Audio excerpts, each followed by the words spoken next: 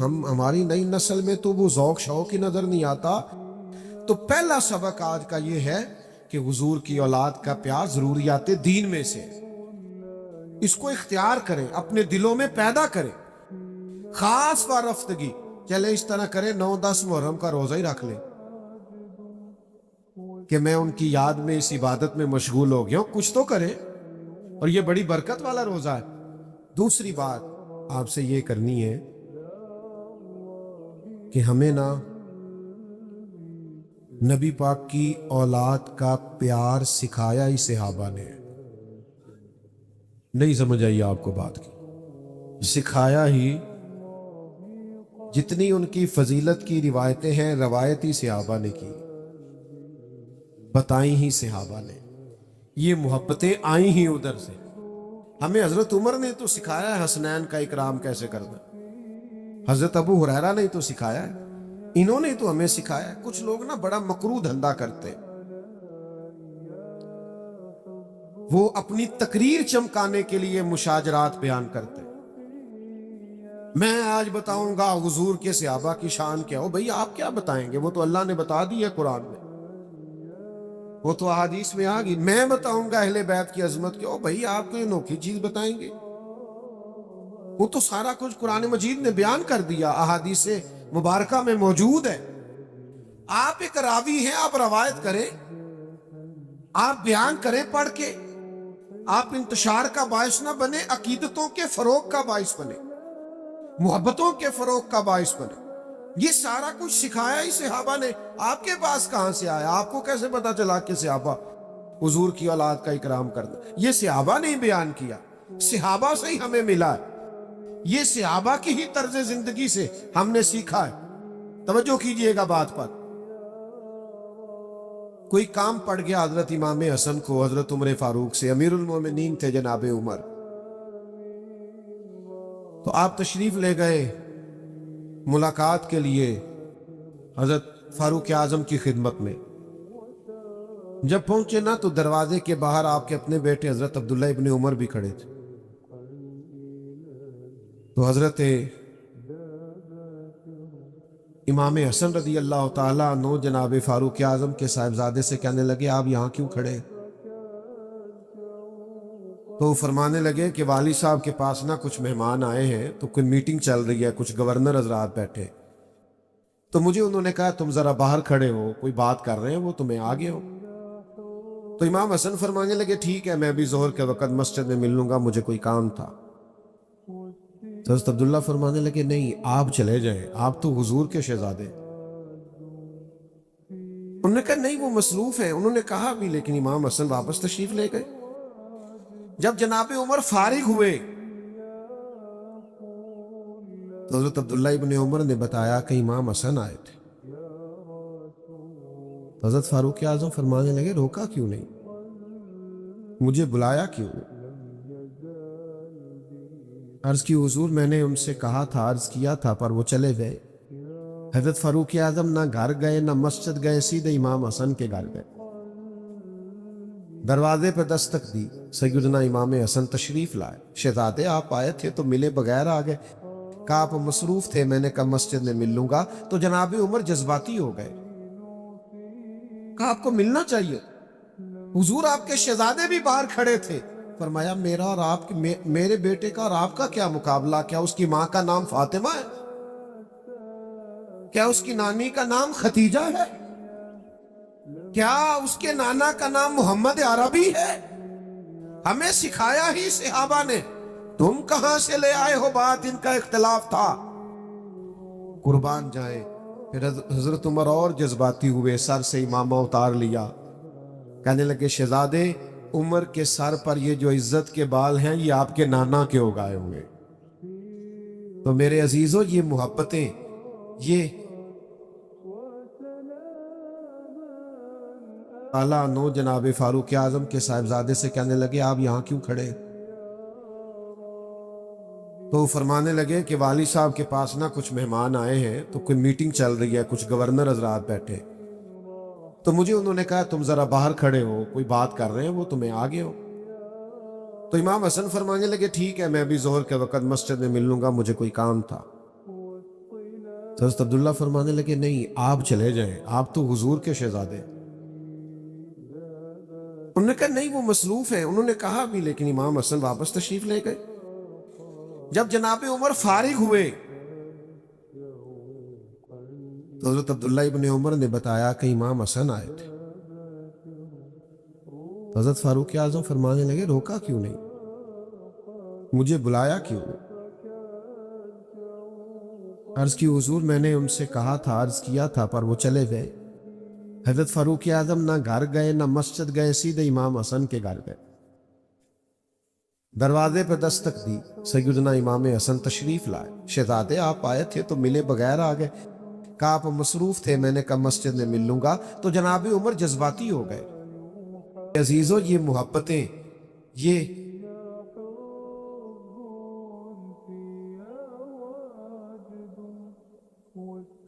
صحابہ نے تو جب تک صحابہ کے دروازے پہ حاضری نہیں دو گے، اہل بیت کی محبت کا پتہ کیسے چلے گا؟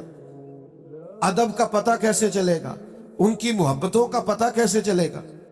علامہ اسماعیل حقی رحمۃ اللہ علیہ نے ایک بات لکھی، فرماتے ایک دن حضور علیہ السلام تشریف فرما تھے، تو جس کمرے میں حضور جلوہ فراز تھے نا، وہاں جگہ کچھ کم تھی، اور صحابہ بالکل حضور کے مقدس قدموں میں آ کے بیٹھے ہوئے تھے، اور باہر بھی جہاں تک جگہ تھی کونوں میں دیواروں سے لگ لگ کے صحابہ بیٹھے تھے۔ اچانک ایسا ہوا کہ مولا علی شیر خدا تشریف لے آئے۔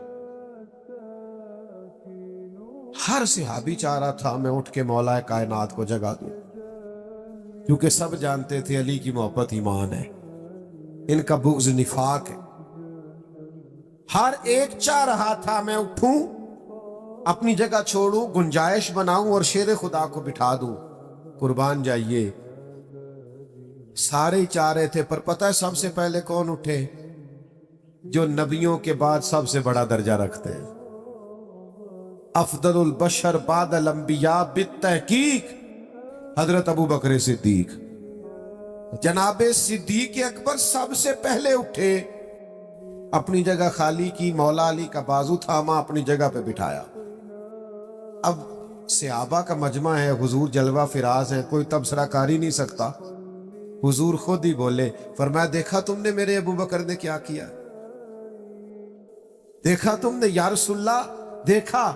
حضور فرمانے لگے کوئی عزت والا ہی کسی کی عزت کو پہچانا کرتا، صاحب عزت ہی کسی کو عزت دیتا۔ عزیزو یہ تو ہمیں ان لوگوں نے سکھایا ہے۔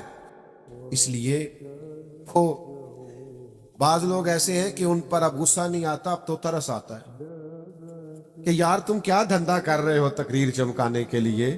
ان لوگوں کے مابین تم اختلاف بیان کرتے ہو جن کے بارے میں قرآن نے کہہ دیا اشداء علی الکفار رحماء بینہم، یہ کافروں پہ سخت ہیں، آپس میں تو بڑے رحم دل ہیں۔ تو جن کو قرآن مجید کہہ رہے رحم دل ہیں، نص آ گئی، تم مزید کوئی نیا عنوان کیا بیان کرتے ہو؟ تو بھائیو ایک تو یہ کہ ان سے احترام کریں، اور دوسرا یہ کہ سمجھیں ان کی محبت اور عقیدت ہمیں کس نے سکھائی۔ تیسری بات، بہت مشکل نہیں ہے فلسفہ کربلا سمجھنا، کیونکہ لوگ پیغام امام حسین پر عمل نہیں کرنا چاہتے، اس لیے کہتے ہیں بڑا مشکل ہے، بڑا مشکل ہے۔ وہ ہمارے بعض صوفی ایسے ہیں درویش، کہتے معرفت نو سمجھنا سارے دے بس دی گل نہیں، تاکہ کوئی بندہ اس پینڈے پوے ہی نہ۔ وہ اللہ کے بندے، یہ معرفت کیا ہے؟ سادہ سا اخلاق ہنسنا ہے، باطن کو سنوارنا ہے، اخلاص پیدا کرنا ہے، عاجزی پیدا کرنا، یہی ہے سارا۔ آپ کیا سکھانا چاہتے ہیں؟ مثلا صرف آپ بھگا رہے ہیں لوگوں کو، اور انوکھے انوکھے لوگ، یعنی بعض اوقات نا ہنسی آتی ہے، بیچارہ ایک دن بھی کسی ادارے میں نہیں گیا، کسی استاد کے پاس نہیں بیٹھا، کچھ پتہ نہیں، اور وہ کیا کہہ رہا ہے کہ مولویوں نو کی پتا معرفت کی ہوندی۔ میں کہ جیڑی تیرے کو لے دا واقعی کسی نہیں پتا۔ بانج علموں جو کرے فقیری، او کافر مرے دیوانہ ہو۔ وہ جو تو کہہ رہا ہے نا واقعی وہ دا نہیں پتا، تو سچ ہے۔ تو عجیب لوگ ہیں، اور جناب وہ لوگ بڑے حیران ہوتے ہیں کہ بڑی حیرت انگیز بات کر رہا ہے۔ تو سمجھ لینا ہے آپ نے غور کرنا ہے کہ واقع کربلا واضح ہے امام حسین رضی اللہ تعالیٰ عنہ کا مقصد واضح. امام حسین نکلے تھے کہ ظلم نہیں کرنے دیں گے، جبر نہیں کرنے دیں گے، بربریت نہیں کرنے دیں گے، غیر اخلاقی انداز نہیں اختیار کرنے دیں گے. کوئی بادشاہ جبر کے زور پر اگر مسلط ہوگا تو مسلط نہیں ہونے دیں گے. ظلم و جبر و بربریت کے خلاف نکلے امام حسین. اور پھر جن رستوں پہ تھوڑی مشکل آئے نا، گاڑی چلانے والے کا پتہ بھی انہی رستوں پہ چلتا ہے. سیدھی سیدھی تو سارے چلا لیتے ہیں. یہ سپیڈ بریکر زیادہ ہو نا. وہ ایک دفعہ ہم سندھ گئے ہوئے تھے کچھ دنوں کے لیے، مختلف محافل میں 5-6 دن لگ گئے. تو واپسی پہ سکھر پہ موٹر وے سے چڑھ گئے. تو میں نے اپنے گاڑی چلانے والے دوست سے کہا لو اب لاہور تک آسان ہے. تو کہنے لگا حضرت صاحب ہے مشکل جی. دیکھے کیوں؟ کہنے لگا تے نیند آن لگ پی سیدھی سیدھی جو ہوئی. وہ جڑا اچانک چنگچی والا سامنے ہوتا ہے نا، بندہ ذرا جاگدا رہتا ہے.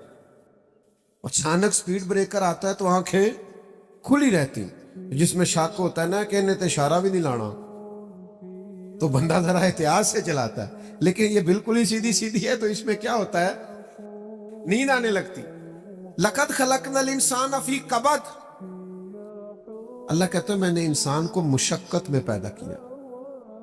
تیری زندگی کا حسن ہی یہ ہے کہ تم مشقت کرے، تو کام کرے. میں نے پہلے بھی اسی مقام پہ کہا تھا، مجھے یاد ہے، پھر کہتا ہوں، جتنا بندہ بڑا ہوتا ہے اس کا دکھ بھی اتنا بڑا ہوتا ہے،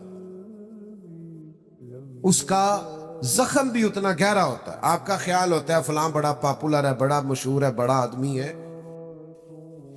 کہ تو کبھی آپ اس سے ملے، یہ اس کے پاس بیٹھے، آپ کو پتہ چلے کہ جتنا انسان بڑا ہوتا ہے اس کی تکلیفیں بھی اتنی بڑی ہوتی ہیں، اس کے زخم بھی اتنے بڑے ہوتے ہیں. اور زخم پہ زخم کھا کے جی، خونے جگر کے گھونٹ پی، آہ نہ کر لبوں کو سی، یہ عشق ہے کوئی دل لگی نہیں.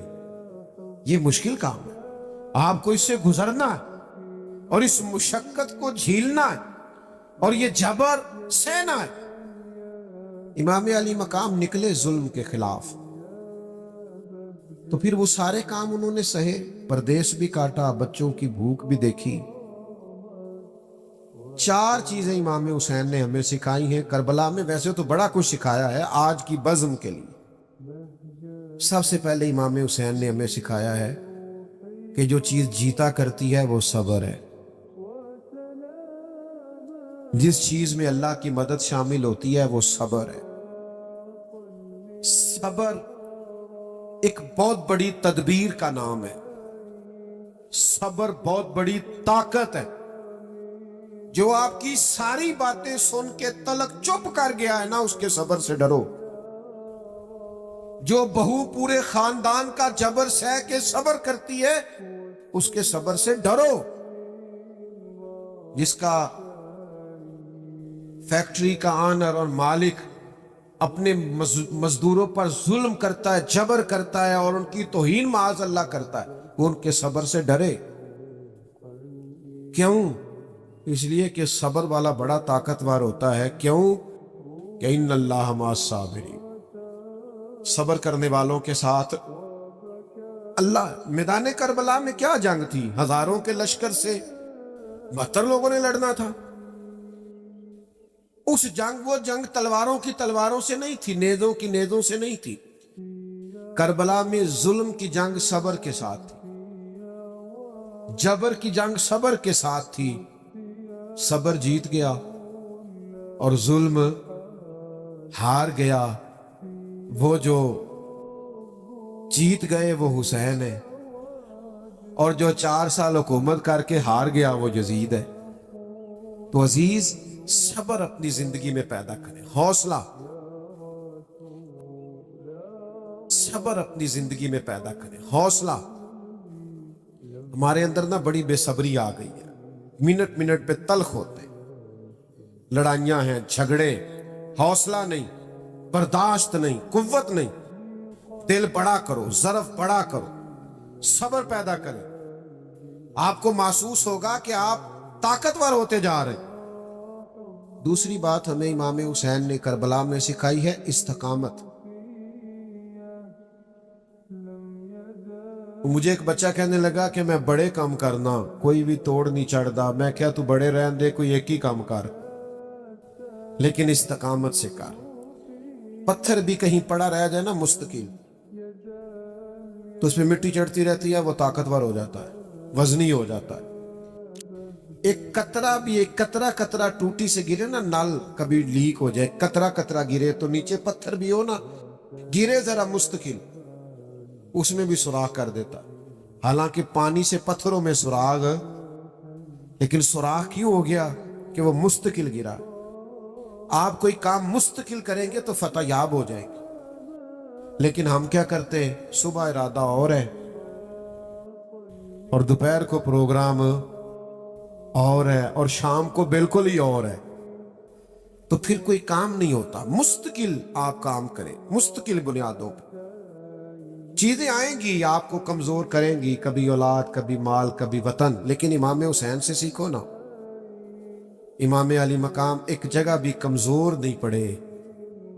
سیدنا امام حسین رضی اللہ تعالیٰ عنہ اتنے طاقتور رہے، سیدنا امام حسین رضی اللہ تعالیٰ عنہ اتنے طاقتور رہے کہ انہیں اپنے پیاروں کی میتیں بھی اٹھا کے لانی پڑی، تو پھر بھی وہ استقامت کے ساتھ کھڑے رہے۔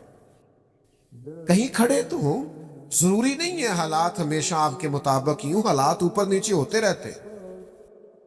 وہ ایک بزرگ تھے تو ان پر کسی نے کوئی الزام لگا دیا، الزام جھوٹا تھا، تو پیار کرنے والوں نے پتھر مارنے شروع کر دی۔ تو ایک آدمی گزرا تو پھول پھینک گیا، تو شیخ نے پھول اٹھا کے واپس کر دیا، کہنے لگے آج کل پھولوں کے دن نہیں، پتھروں کے ہیں، بڑی جلدی پھولوں کے بھی آنے والے ہیں، پھر پھول لے گے تم سے انشاءاللہ۔ ابھی ہمیں یہ دن بھی تھوڑے سے اسی طرح مسکرا کے گزارنے دو، دن جو ہمارے چل رہے۔ تو میرے بھائی یاد رکھیے گا اور سمجھیے گا، استقامت سے وقت گزارے، دن تو اوپر نیچے ہوتے رہتے ہیں۔ تیسری بات،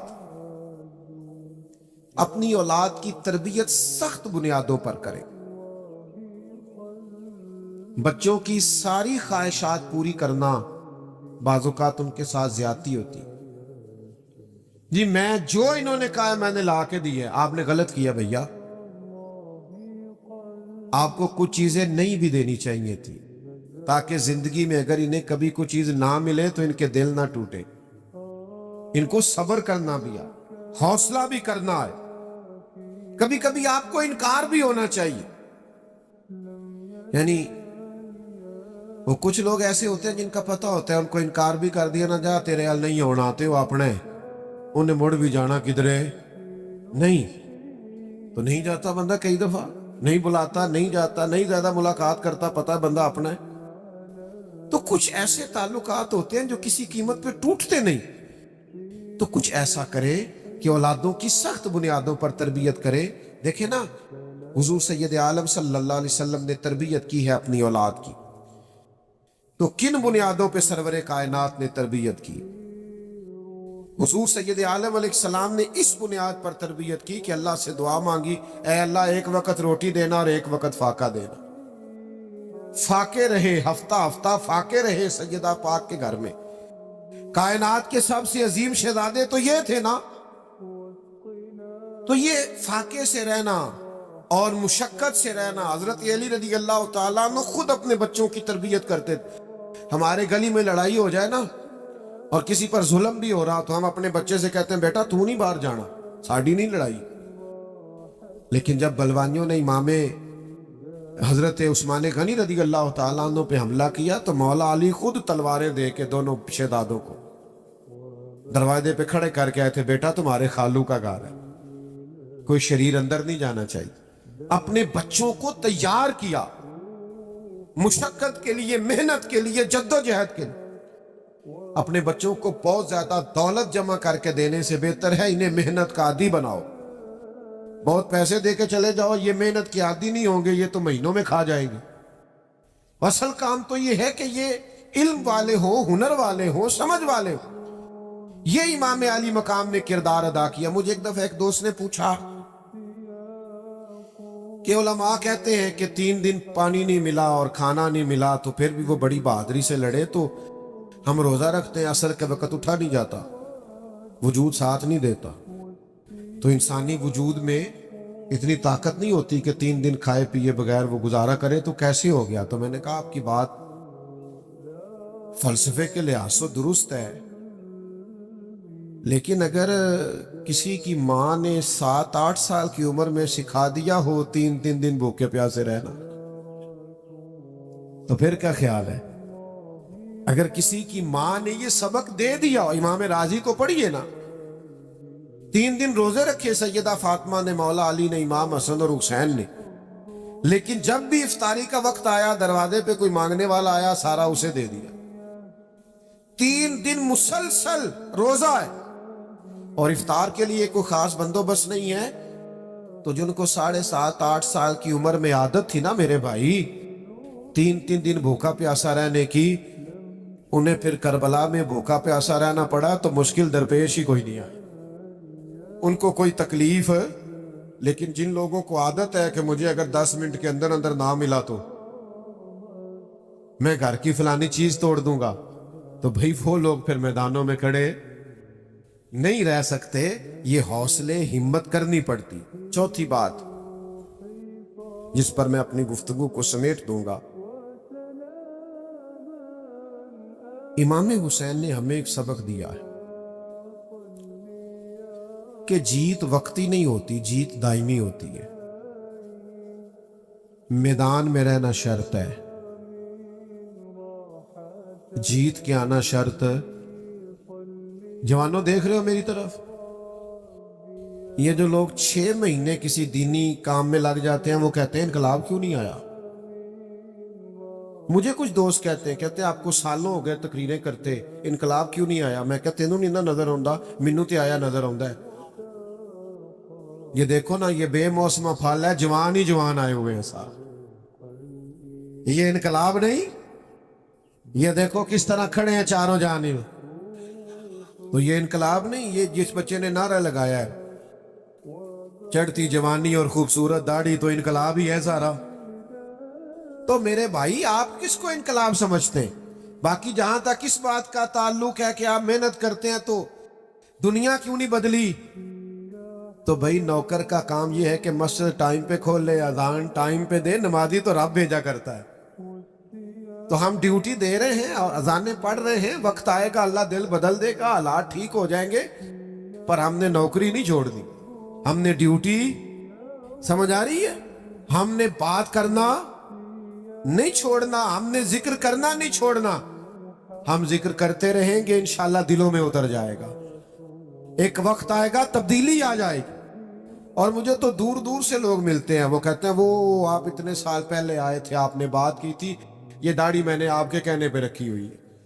तो फिर मैं सोचता हूं कि ये इनकलाब नहीं तो और क्या है। मेरे जैसे सबसे गुनाहगार के कहने में इतना बरकत है, तो नेक लोग बात करते होंगे तो कितनी बरकत होगी। तो मेरे अजीज, इमाम हुसैन ने हमें बताया है कि तुम ड्यूटी कर जाना, 4 साल यजीद रह भी गया ना तो इंशाअल्लाह ताला नाम हुसैन का ही रहेगा। इंशाअल्लाह वक्त आए की उम्र में सिखा दिया हो 3-3 दिन भूखे प्यासे रहना, तो फिर क्या ख्याल है? अगर किसी की माँ ने ये सबक दे दिया हो, इमाम राजी को पढ़िए ना, 3 दिन रोजे रखे सैयदा फातिमा ने, मौला अली ने, इमाम हसन और हुसैन ने, लेकिन जब भी इफ्तारी का वक्त आया, दरवाजे पे कोई मांगने वाला आया, सारा उसे दे दिया। 3 दिन मुसलसल रोजा है और इफ्तार के लिए कोई खास बंदोबस्त नहीं है। तो जिनको 7.5-8 साल की उम्र में आदत थी ना मेरे भाई 3-3 दिन भूखा प्यासा रहने की, उन्हें फिर करबला में भूखा प्यासा रहना पड़ा, तो मुश्किल दरपेश ही कोई नहीं आई, उनको कोई तकलीफ।